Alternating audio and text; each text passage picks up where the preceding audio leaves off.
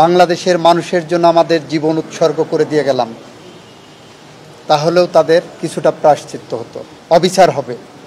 এবং সেখানে Martin Luther কিংয়ের ভাষায়, injustice anywhere is a threat to justice everywhere. এই মামলার বিচার করতে যে দুইটা জিনিস প্রথমত দেখবেন। এক, যে অপরাধটা তুলে ধরা হয়েছে অপরাধটা হয়েছে কিনা।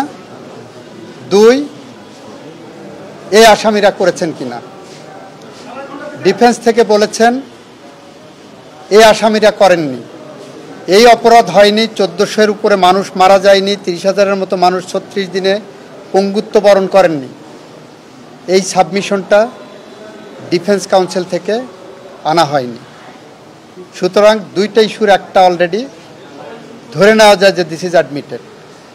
সেকেন্ড, এই আসামিরা করেছেন কি করেননি সেটা প্রমাণ করতে যে চিফ প্রসিকিউটর সাহেব যে দালিলিক এবং মৌখিক সাক্ষ্য উপস্থাপন করেছেন, তার সাথে একটা সার্কামস্ট্যান্সিয়াল সাক্ষীটা হলো যে যখন মানুষ খুন হয়েছে, রাষ্ট্রের পুলিশের গুলিতে মারা যাচ্ছেন, স্টেট অ্যাপারেটাসের ব্যবহার করে মারা হচ্ছে, তখন জনতা যখন জেগে উঠেছেন, তখন যারা পালিয়ে গেছেন, দিস সার্কামস্ট্যান্স ডেমনস্ট্রেটস যে এই সমস্ত অপরাধের সাথে তারা জড়িত ছিল বলেই চলে গেছেন। তারা যদি বলেন, ভবিষ্যতে বলতে পারেন এই মামলা সম্পর্কে আমরা জানতাম না, সেই জানতো না কথাটা বলার সুযোগ নাই, কারণ গোটা বিশ্ব জানে এই মামলা তাদের সম্পূর্ণ অবগত আছেন। এই মামলায় তারা বাধাগ্রস্ত করার জন্য বিভিন্ন রকম ব্যবস্থা নেওয়ার চেষ্টা করেছেন। তো সুতরাং সার্কামস্ট্যান্সিয়াল এভিডেন্স ডেমনস্ট্রেটস যে এই অপরাধের সাথে তাদের সম্পৃক্ততা আছে, এটা আমরা আদালতকে বলেছি। আমরা বলেছি আগামী প্রজন্মের স্বার্থে, বাংলাদেশের একটা ভবিষ্যৎ সুন্দর বাংলাদেশের স্বার্থে, সোনাঝরা দিনের স্বার্থে, সোনালী আগামীর জন্য তারা এসে বাংলাদেশে বিচারের মুখোমুখি হয়ে যদি ফাঁসির কাষ্ঠে দাঁড়িয়েও চোখে চোখ রেখে বলতেন বাংলাদেশের মানুষের জন্য আমাদের জীবন উৎসর্গ করে দিয়ে গেলাম, তাহলেও তাদের কিছুটা প্রায়শ্চিত্ত হতো। ওনারা সেটা বলেননি, বরং চিফ প্রসিকিউটর রাইটলি আদালতের সামনে আজকে বলেছেন ওনাদের মধ্যে ন্যূনতম কোনো অনুশোচনা নাই।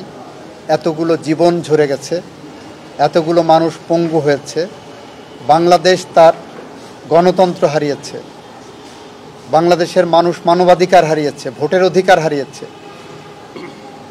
এর জন্য এই আসামিদের ন্যূনতম কোনো অনুশোচনা নাই। এটাই সবচেয়ে দুঃখের ব্যাপার।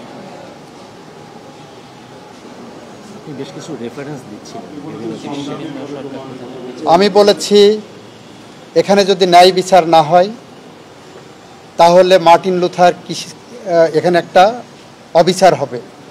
এবং সেখানে মার্টিন লুথার কিংয়ের ভাষায়, injustice anywhere is a threat to justice everywhere. আমি এলিয়নর রুজভেল্টের রেফারেন্স টেনে বলেছি ন্যায় বিচার মানে উভয় পক্ষের জন্যই ন্যায় বিচার।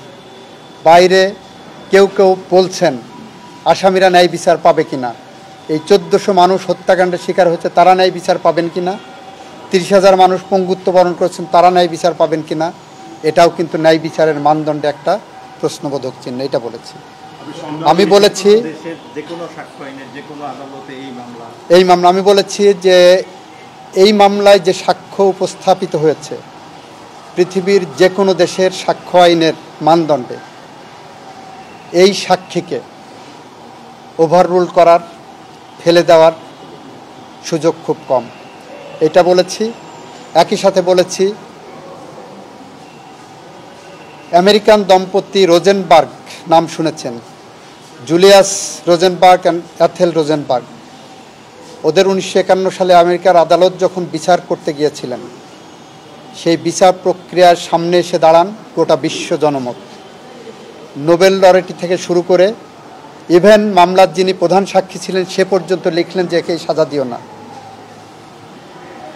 কিন্তু প্রসিকিউশন থেকে বলা হয়েছিল, প্রমাণ করতে সক্ষম হয়েছিল এই দুইজনের গুপ্তচর বৃত্তির কারণে দেশবিরোধী কর্মকাণ্ডের কারণে কোরিয়ান দ্বীপে লাখ লাখ নিরীহ মানুষ মারা গিয়েছিল। এই কারণে তৎকালীন আমেরিকান প্রেসিডেন্ট আইজেনহাওয়ার বলেছিলেন, আমি জানি এটা একটি ঘটনা, 2 জন মানুষের মৃত্যুদণ্ড,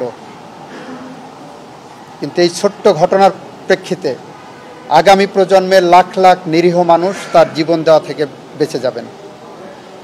আমি এটাও বলেছি, রোজেনবার্গ দম্পতি মৃত্যুর দুয়ারে দাঁড়িয়ে বলেছিলেন, ফাঁসির কাষ্ঠের সামনে দাঁড়িয়ে বলেছিলেন চোখে চোখ রেখে, তার লয়ারকে সর্বশেষ চিঠি দিয়ে যেটা বলেছিলেন ফাঁসির কাষ্ঠ থেকে, যে আগামী প্রজন্মের জন্য,